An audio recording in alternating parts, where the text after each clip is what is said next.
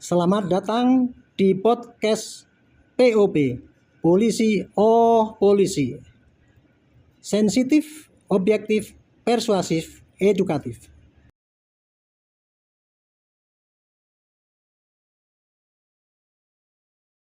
Selamat menyaksikan. Para pemirsa yang saya muliakan, salam jumpa kembali dengan POP, Polisi Oh Polisi. Sekali lagi saya ucapkan terima kasih pada para pemirsa sekalian yang masih setia mengikuti POP ini. Selama 1 bulan ini kita sudah tuntas mengikuti perjalanan tragedi di Rumah Jenderal yang sekarang judulnya kita rubah saja menjadi Sinetron Duren 3.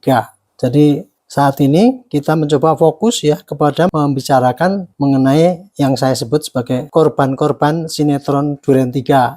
Maksudnya begini, kemarin itu kasus tragedi di Rumah Sang Jenderal itu kan dimulai dari rilis daripada polisi tanggal 11 Juli itu bahwa terjadi di rumah Duren 3, rumahnya Bapak Kadif Propam. Beritanya ya adalah terjadi percobaan penodongan sama pelecehan, kemudian yang bersangkutan itu adalah sopirnya ibu, kemudian tahuan keluar kepergok dan kemudian terjadi tembak menembak antara Brigadir Y dengan Baradae dan kemudian ternyata Brigadir Y meninggal dan disitu didalilkan juga akibat karena saling tembak menembak dan Baradae itu adalah sebagai membela diri.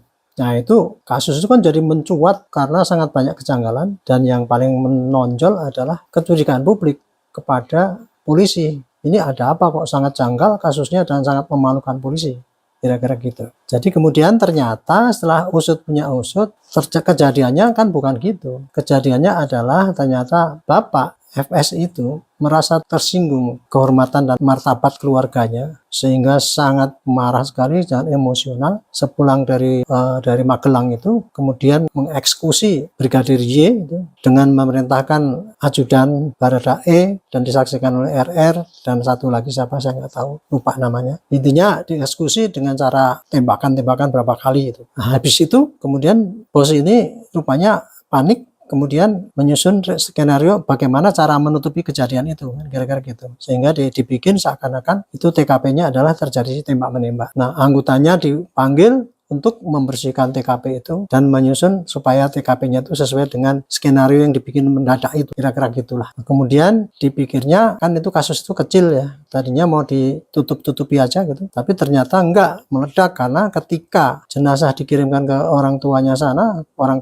protes kan, loh anak saya kok dalam kondisi gini nggak boleh dibuka, kemudian lukanya parah kok bilang tembak-tembak. Wah, banyak sekali pertanyaan-pertanyaan yang intinya nggak terima anaknya diperlakukan secara tidak adil, kira-kira begitu yang terjadi. Kemudian perkembangan kasus itu berjalan lambat ya, karena Kapolri memerintahkan bikin tim khusus yang terdiri dari 4 jenderal itu, bintang 3-nya 4, bintang 2-nya 2, untuk menyelidiki kasus itu di tengah kejanggalan-kejanggalan yang sangat banyak didaftar oleh publik dan ingin tahu jawabannya. Hanya sayangnya waktu itu Polri merasa kesulitan sehingga tidak cepat mendapatkan data-data kejadian apa yang sesungguhnya gitu kan. Baru belakang terbuka bahwa ternyata kejadian itu yang 3 hari dirilis itu adalah suatu skenario abal-abal ya disusun karena sangat naif sekali lah nyusunnya, itu banyak kejanggalan sehingga menimbulkan tanda tanya publik dan menunjukkan ketidakpercayaan publik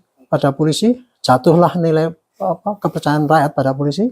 Termasuk juga Bapak Presiden menaruh perhatian jangan ditutup-tutupi, sampai 3-4 kali memperingatkan pada Polri, dan kemudian sampai Pak Mahfud juga demikian memberikan reaksi. Nah, dalam perjalanannya ini kalau dilihat korban-korbannya ya, nomor 1 dari sinetron Duren 3 itu yang jadi korban adalah polisi ya. Polisi langsung babak belur tuh korbannya itu. Karena apa? Wah, dia dihujat ke sana sini bahwa ternyata polisi sangat buruk sekali ya. Udah dibayar mahal-mahal dengan pajak rakyat, tapi kok seperti itulah. Di rumahnya Pak Kadif Propam itu kan lambang daripada kedisiplinan yang tertinggi. Kok terjadi kayak gitu ya? Sampai terjadi seperti itu gitu. Jadi dari kasus yang dirilis pertama kali itu saja polisi udah ketampar besar, babak belur. Tambah lagi ketahuan bahwa itu ternyata kejadiannya bukan seperti yang dirilis itu kan. Gitu. Tapi sudah agak mending itu begitu diumumkan bahwa kejadiannya ternyata adalah bukan tembak menembak tapi adalah penembakan yang dilakukan oleh Bapak FS itu karena kesel sehingga dia merencanakan bersama dengan Baradae, dan kemudian disaksikan juga oleh 2 orang lain, diakui bahwa itu peristiwanya adalah peristiwa penembakan sehingga dan yang direncanakan. Oke.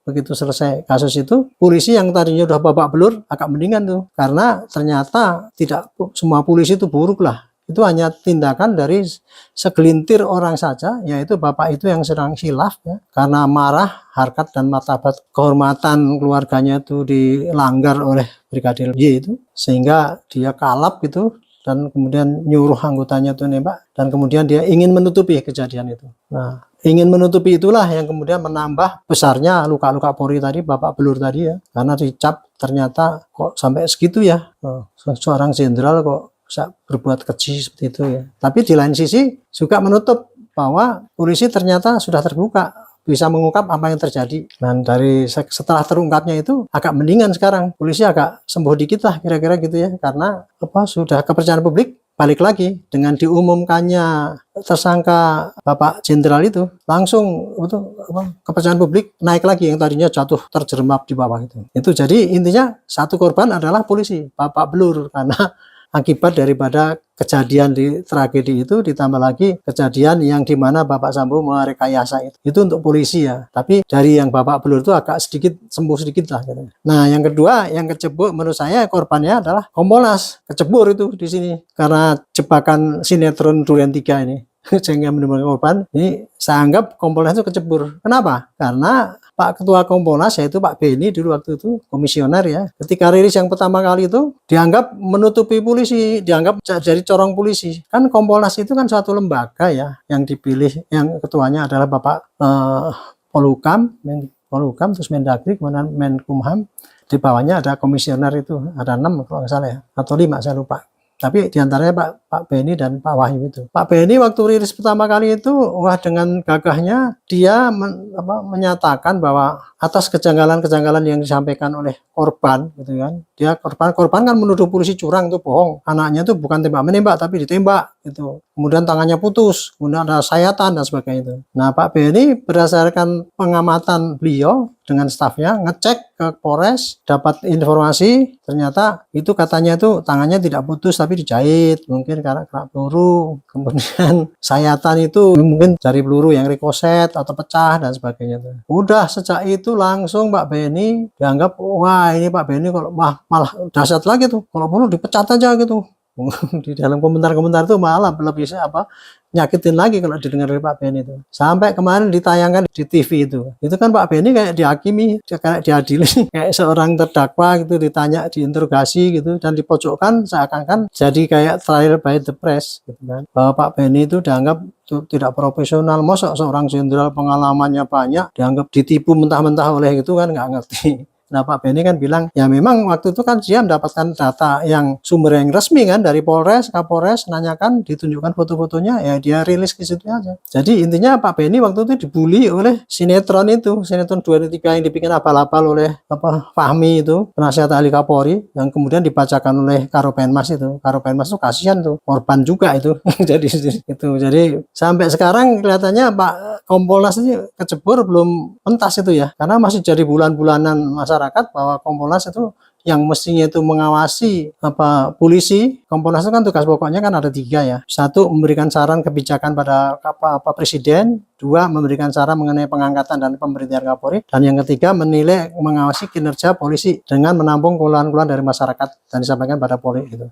Jadi intinya kemarin itu kan Kompolnas oleh Pak Kapolri kan diajak bersama-sama mengawal tim khusus supaya pelaksanaan tugas untuk mengungkap kejadian itu menjadi transparan gitu kan. Kompolnas mau tuh masuk situ, dan kemudian ya ikut-ikut kan dalam rilis dan sebagainya. Itu kecebur itu karena waktu itu Pak Beni disuruh menanggapi pertanyaan itu, dia mengacu kepada pertanyaan jawaban yang diterangkan oleh Pak Kapolres. Belakangan kan Pak Kapolres juga termasuk katut yang masuk di itu kan, dinonaktifkan karena diduga ikut dalam rekayasa skenario Durian 3 itu. Itulah kira-kira korban kedua ya. Jadi Bapak Kompolnas itu yang mestinya tadinya mau aktif ikut mendukung pengawasan jalannya penanganan dalam rangka memulihkan citra Polri ya, supaya polisi itu berjalan melakukan tugas dengan baik gitu. Tapi malah Kompolnas sendiri secara nggak sengaja kecebur di situ dan jadi parah kelihatannya karena ya itu tadi kesalahannya di blow up oleh media sana sini. Kemudian malah ada talkshow di depan TV itu Rosi itu. Jadi Pak Benny waktu itu mengatakan ya dia dibully oleh sinetron abal-abal itu. Nah, itu risiko ya menurut Pak Benny. Tapi mudah-mudahan dengan penjelasan ini ya rakyat agak lebih tahu lah bahwa disitulah letaknya ya, bahwa Pak Benny itu sebenarnya saya pikir ya bukan corong polisi. Waktu itu memang dia secara objektif ada kejadian gitu dia sudah ngecek, tapi ternyata yang ngecek itu juga membohong juga, jadi dia terbohongi gitu. Jadi tapi seterusnya kan Kompolnas masih mengawal terus seperti halnya untuk kasus-kasus yang lain itu, supaya polisi bisa berjalan melakukan tugasnya dengan netral ya, dengan profesional. Itu korban Kompolnas ya. Nah, yang ketiga lah korban Komnas HAM. Komnas HAM itu hebat itu. Ketika ditawari oleh Pak Kapolri untuk ikut serta di dalam tim khusus, kan oke, terima kasih atas penawaran itu, tapi Komnas HAM akan bekerja di luar dengan caranya sendiri. Memang Komnas HAM itu kan badan ya yang dibentuk untuk meningkatkan pemahaman HAM di Indonesia dan mengawasi penerapan HAM di Indonesia kan. Kira-kira gitulah judulnya itu. Tugasnya memang dia kalau ada hal-hal yang dicurigai ada pelanggaran HAM, nah dia akan mengadakan penelitian. Tapi Komnas HAM kali ini menurut saya kelihatan aktif banget. Karena apa? Tidak hanya menampung informasi dan sebagainya, tapi dia kan ikut manggil, menanyakan, kemudian ikut minta barang bukti yang rangkaian itu terjadi dari Magelang sampai ke Jakarta itu rangkai kemudian dianalisis, kemudian ketemunya begini. Nah itu jadi Komnas HAM waktu itu memang sangat aktif dan menggunakan ini panggung ini semaksimal mungkin untuk meningkatkan citra Komnas HAM bahwa dia itu memang pengawal HAM yang sungguh-sungguh itu. Nah sementara di sisi lain polisi karena sudah nggak terlalu pede waktu itu mengumumkan barang yang bagus-bagus pun dia tidak berani karena takut sudah dicecar oleh masyarakat tadi, udah digebukin tadi. Jadi dia menyampaikannya itu nunut pada Komnas HAM. Nah Komnas HAM kena sampurnya itu kena getahnya karena apa? Kebetulan yang disampaikan itu kan tidak menguntungkan pihak korban. Kan korban itu maunya kan polisi jangan buka kebohongan gitu kan. Nah, padahal itu yang disampaikan oleh Komnas HAM itu kan menunjukkan alibi daripada alibi daripada kasus peristiwa, keterangan bahwa ternyata korban itu tidak dianiaya sejak dari Magelang sampai Jakarta. Kan itu dulu kan tuduhan korban, advokatnya itu ya. Brigadir J itu sudah dianiaya dari Magelang, makanya TKP-nya dari Magelang. Nah, dengan adanya rilis Komnas HAM itu, padahal itu barang bukti yang nyita polisi itu, mestinya itu dirilis oleh polisi. Gitu. Tapi polisi supaya cepat-cepat bisa membalikkan kepercayaannya, dia biar Komnas HAM yang ngomong biar dipercaya rakyat gitu kan. Benar disampaikan oleh Komnas HAM, ya dipercaya rakyat, tapi kemudian Komnas HAM dianggap wah ini Komnas HAM nggak bisa dipercaya nih. Nah gitulah.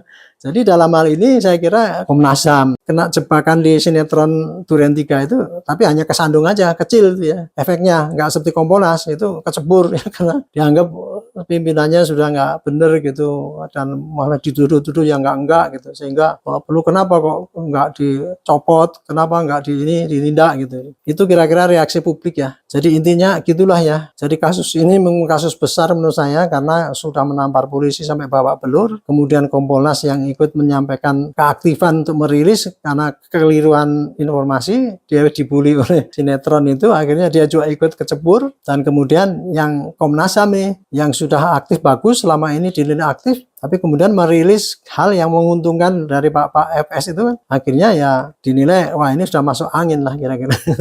Itu institusi ya yang jadi korban. Tapi kalau kita lihat individu-individu, kita bisa rinci banyak itu. Pak FS itu sendiri kan korban juga dari sinetron itu. Karena apa? Gara-gara dia ingin menutup-nutupi dengan membuat skenario palsu itu, wah malah jadi korban lebih parah lagi kan. Dianggap kok segitu jahatnya kan gitu kan. Kok segitu tidak jantannya kan gitu. Itu korban yang satu. Kemudian korban yang berikutnya adalah Brigadir J itu. Itu korbannya karena dia itu kan korban daripada pembunuhan yang direncanakan. Tapi kan dulu dirilis itu bahwa dia pelaku yang mencoba, tapi kemudian ketahuan dan ditembak mati oleh Baradae. Jadi korban juga kan ya gitu. Jadi korban itu termasuk korban daripada sinetron ini. Yang ketiga, Baradae itu pertama kali kan jadi tumbal itu. Ditumbalkan dia seakan-akan bela diri gitu kan. Tapi ternyata dia kan tidak, dipaksa lah, disuruh nembak oleh Bapak Jenderal itu kan. dengan sangat tertekan sehingga dia terpaksa melakukan penembakan itu. Jadi menurut kacamata pengacaranya ya, Baradae itu dalam keadaan terpaksa kan gitu kan, di bawah tekanan Pak Sambo sehingga nembak itu. Makanya dia memperjuangkan supaya itu bebas. Itu korban juga kan Baradae gitu. Siapa lagi yang jadi korban? Advokat yang bela Baradae itu ya bagus-bagus dia bisa ngungkap pengakuan itu si Baradae, tahu dicopot. Dicopot kan itu karena ya nggak tahu lah, mungkin dianggap terlalu banyak mengeluarkan itu pendapat, sementara itu mengganggu penyidikan atau apa, akhirnya dicopot. Yang nyopot katanya sih pakai suratnya Baradae itu, tapi dia curigai ini pasti ditekan oleh polisi. Nah, alhamdulillah yang berikutnya ini pengacara yang baru ini bagus nih, kelihatannya sangat profesional gitu ya, sehingga dia menjamin bahwa Baradae pasti akan tetap karena sudah mengutarakan apa adanya dan dia tidak salah lah gitu. Sehingga jangan dikhawatirkan Baradae itu mau direkayasa dan sebagainya. Itu kira-kira dari kasus ini di samping menimbulkan korban institusi polisi yang babak belur, kemudian Komnas HAM yang kecebur, dan kemudian Kompolnas yang kecebur, dan Komnas HAM yang kesandung itu tadi, juga menimbulkan korban-korban daripada Bapak Jenderal juga korban. Oh ya, ibunya juga korban juga kan, gara-gara desain daripada skenario itu gitu kan malah jadi malu sendiri kan. Sekarang diperiksa juga nggak datang gitu kan. Wah, terus cerita di belakang sana macam-macam gitu. Itulah kira-kira ya. Ya mudah-mudahan dengan ini kita menunggu saja karena kasusnya kan sudah jelas ini.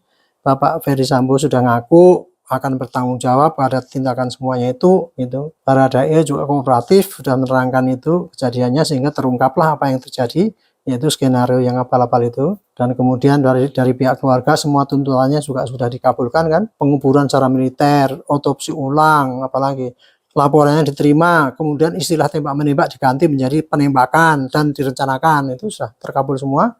Sekarang yang tersisa pasti motifnya kan itu. Nah bagi saya kalau untuk sekarang ini polisi kan selama ini kan kalau polisi itu kan hanya menyidik itu membuat terangnya perkara. Nah ini perkara kan 340 yang dituduhkan dulu. Yang paling sulit adalah 340 karena ada pembunuhan dan ada perencanaan. Jadi harus buktikan mengenai perencanaannya itu. Sekarang sudah terbukti. Baradae itu mengaku memang dia dipaksa, yang 2 RR dan K itu menyaksikan, dan Pak Sambo sendiri mengakui barang buktinya ada. Saya kira sudah cukup itu untuk menyampaikan pada hakim alasan dia itu membunuh memang direncanakan karena kehormatannya diinjak-injak oleh Brigadir Y itu. Walaupun itu tidak terbukti ya, karena laporan daripada pihak Pak Sambo itu mengatakan dirinya dilecehkan, tapi kan ketika diperiksa kan yang melakukan sudah meninggal, sehingga kemarin baru dihentikan. Jadi kasus itu tidak ada lagi sebutan bahwa Brigadir Y itu tadinya mau melecehkan atau mau menodong. Itu pun sampai sekarang pihak dari korban masih menuntut itu, mau namanya supaya direhabilitasi gitu. Saya kira hak daripada Brigadir Y itu yang hilang nyawanya itu sudah dibela ya haknya itu dengan penyidikan yang ini sampai tuntas ini gitu. Maka saya pikir adalah kita harus menunggu polisi itu supaya segera menuntaskan kasus ini, dikirim ke pengadilan sehingga di sana nanti akan terkuak apa yang sesungguhnya terjadi ya. Karena ini di sini masih rawan ini. Mungkin nanti juga Baradae mau balik lagi pengakuannya, Pak Sambo juga mungkin bisa begitu ya. Tapi saya kira itu tidak akan terjadi karena kan sudah klop itu dua-duanya gitu.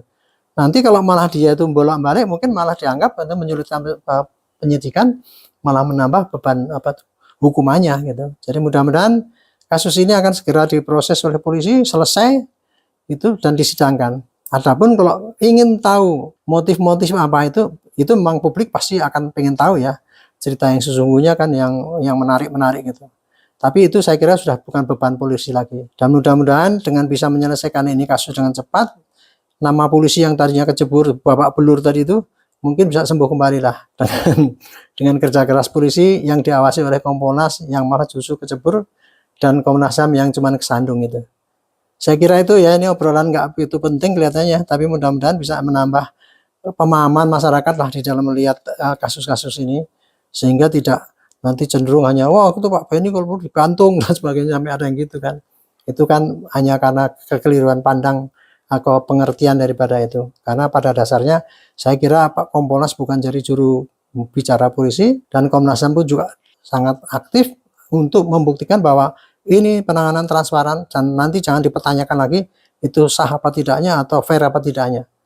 Nanti yang akan dibawa ke pengadilan itu adalah suatu hasil penanganan yang sudah diawasi oleh Kompolnas dan Komnas HAM sebagai pengawasan eksternal Polri. Sekian, terima kasih, mohon maaf kalau ada yang kurang berkenan. Sampai jumpa kembali di dalam pop berikutnya. Mohon bantuan subscribe, like, dan share. Sampai jumpa.